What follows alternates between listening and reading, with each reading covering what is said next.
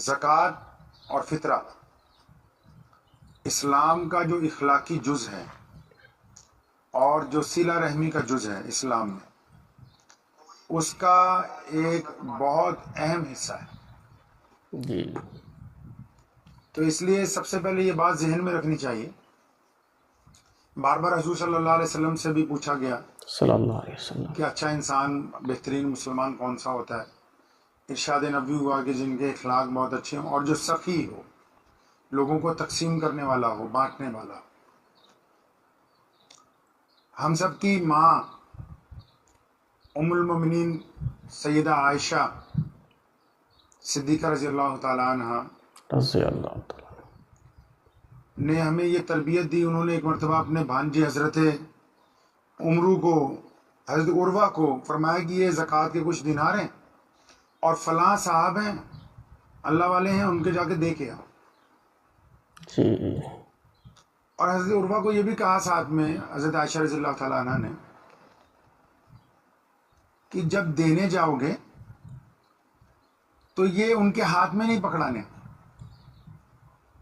وہ اگر آرام کر رہے ہوں، چارپائی پہ لیٹے ہوں تو وہیں رکھ دینا، بستر کے پاس بیٹھے ہوں تو جس قالین پہ ہوں یا جس مسند پہ بیٹھے ہوں وہاں رکھ دینا، ہاتھ میں نہیں دینے۔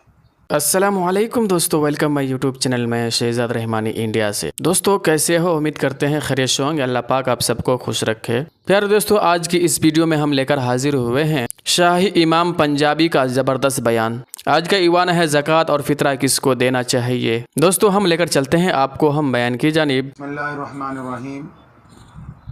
شروع اللہ تعالیٰ کے نام سے جو بڑا مہربان اور نہایت ہی رحم کرنے والا ہے۔ جی لدھیانہ جامع مسجد سے ایک بار پھر آپ سب کا میں محمد عثمان رحمانی لدھیانوی استقبال کرتا ہوں۔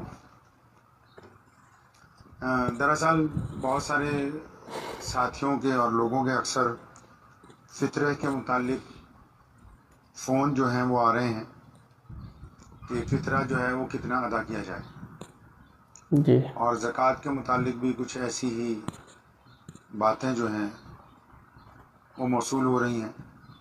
ایک تو پہلی میری بڑی فراخ دلانہ گزارش آپ سب سے ہے کہ میں ذاتی طور پر جو سمجھتا ہوں بات جی کہ کوئی بھی معاملہ یا مسئلہ جو معلوم کرنا ہو، اگر آپ براہ راست اپنی مسجد کے امام صاحب، مفتی صاحب یا آپ کے جو نزدیکی علماء ہیں جن سے آپ براہ راست گفتگو کر سکتے ہیں، جی اگر ان سے معلوم کریں گے تو میں سمجھتا ہوں بہت زیادہ فائدہ ہوگا، کیونکہ آمنے سامنے جو بات سمجھی جا سکتی ہے وہ مواصلاتی ذرائع کے ذریعے اتنے بہتر انداز سے نہیں سمجھی جا سکتی۔ یہ میری رائے ہے آپ سے۔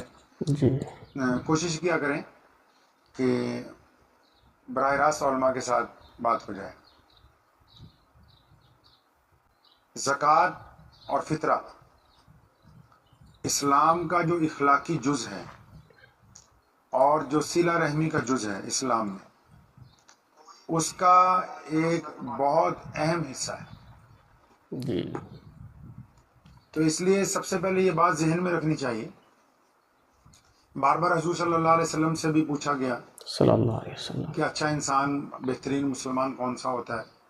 ارشاد نبی ہوا کہ جن کے اخلاق بہت اچھے ہوں اور جو سخی ہو، لوگوں کو تقسیم کرنے والا ہو، بانٹنے والا ہو۔ ہم سب کی ماں ام المومنین سیدہ عائشہ صدیقہ رضی اللہ تعالیٰ عنہ رضی اللہ تعالیٰ۔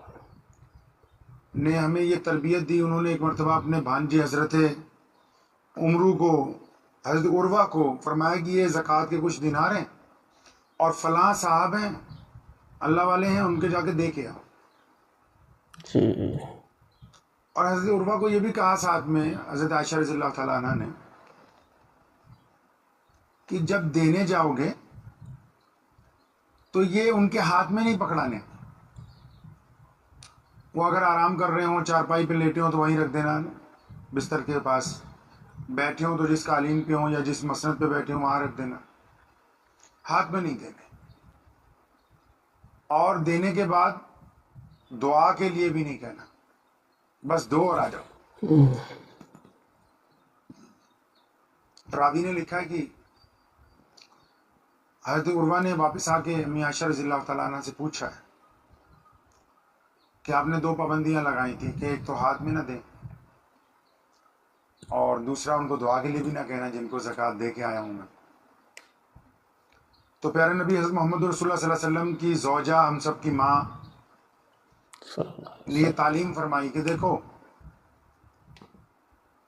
ہاتھ میں اس لیے دینے سے منع فرمایا کہ جب تم ان کو دیتے تو تمہارا ہاتھ اوپر ہوتا ان کا نیچے ہوتا. جی تو اس لیے تاکہ جب وہ اپنا ہاتھ نیچے رکھتے تو ان کے دل کو تکلیف نہ پہنچے. تکلیف پہنچتی جن کو ہم زکوٰۃ دے رہے ہیں ان کو تکلیف پہنچتی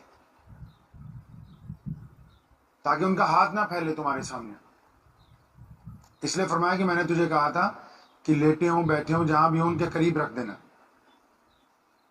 اور دعا کے لیے اس لیے کہا کہ دعا کے لیے بھی مت کہنا کیونکہ ہم اس کا بدلہ نہیں چاہتے, اس کا بدلہ اللہ تعالیٰ دیں گے. جی میں بڑی ہی معافی کے ساتھ کہنا چاہتا ہوں کہ آج بہت سارے لوگ جو کسی کی مدد کرتے ہیں فوراً اس کا بدلہ چاہتے ہیں. ساتھ میں وہ چاہتے ہیں کہ لوگوں کو پتہ لگے کہ ہم نے ان کی مدد کی ہے. وہ چاہتے ہیں کہ اس غریب کی تصویر میں دنیا کے سامنے لاؤں, پتہ تو لگے کہ ہم نے اس کی مدد کی ہے. فوراً بدلہ چاہتے ہیں, لیکن اسلام نے ایسا نہیں چاہا. ہمارے دین کے نظام میں ایسا نہیں.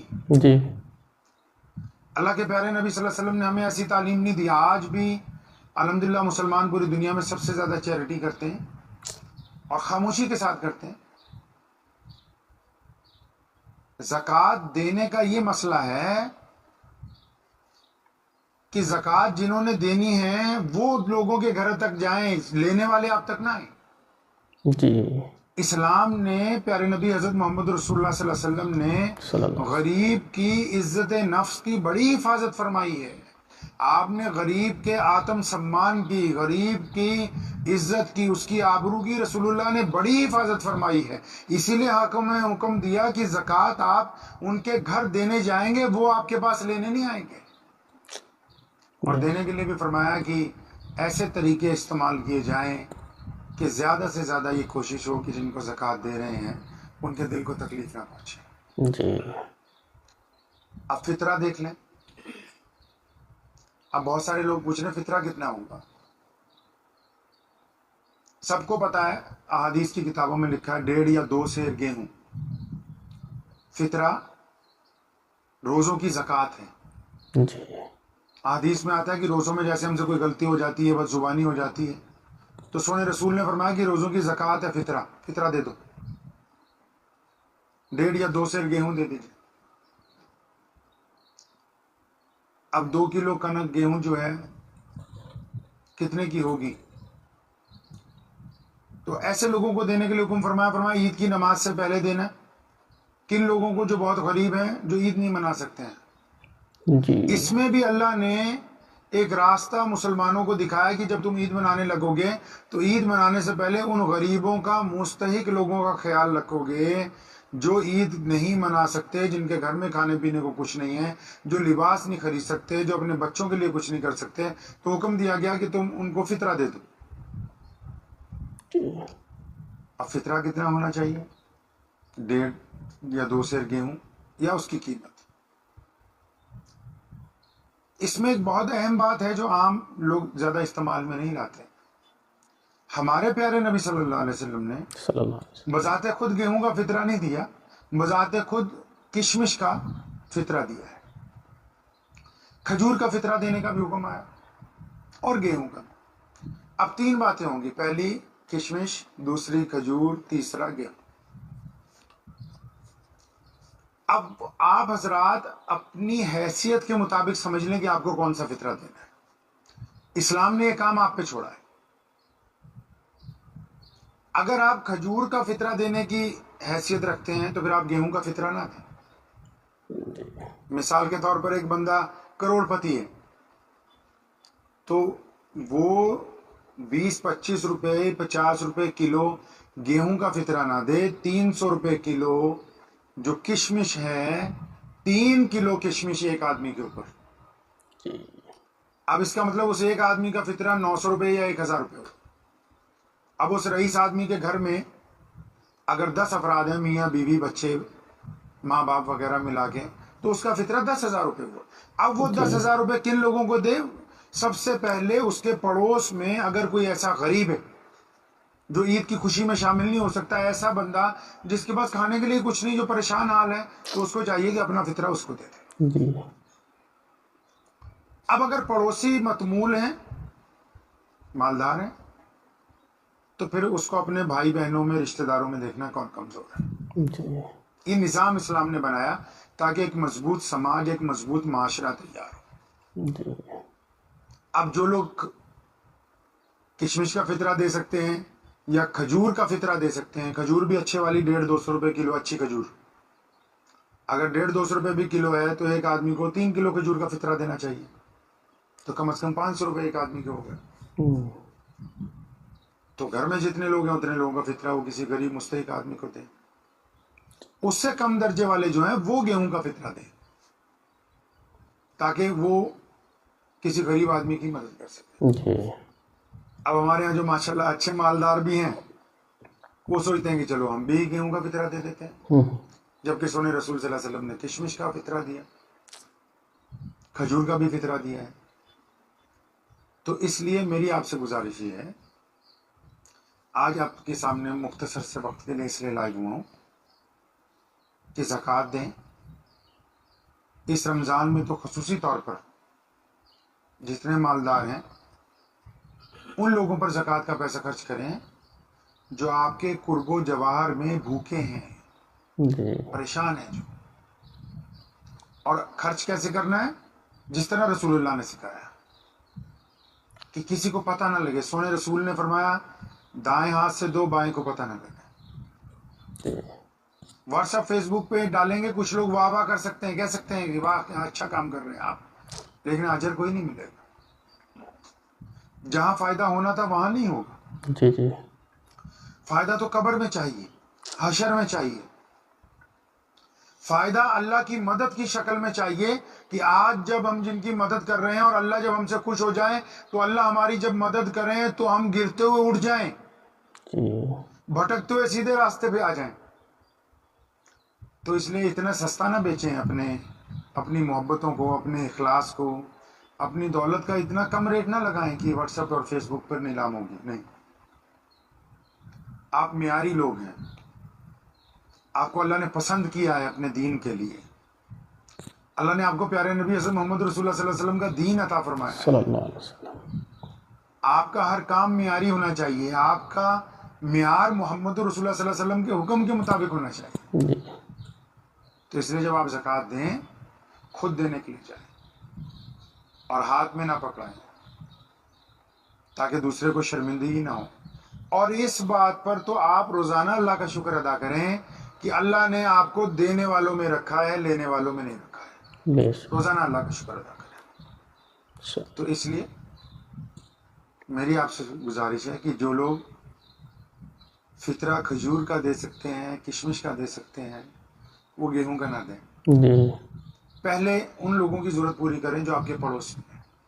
اسلام نے جو سماج کا سسٹم بنایا بڑا طاقتور بنایا ہے کہ ہم کو پہلے ان کی مدد کرنی جو ہمارے پڑوس میں ہے، پھر ان کی مدد کرنی جو ہمارے عزیز و اقارب میں ہے۔ یہ دو طبقے جب ہو جائیں پھر ساری دنیا کو آپ بانٹتے پھریں، کوئی بات نہیں۔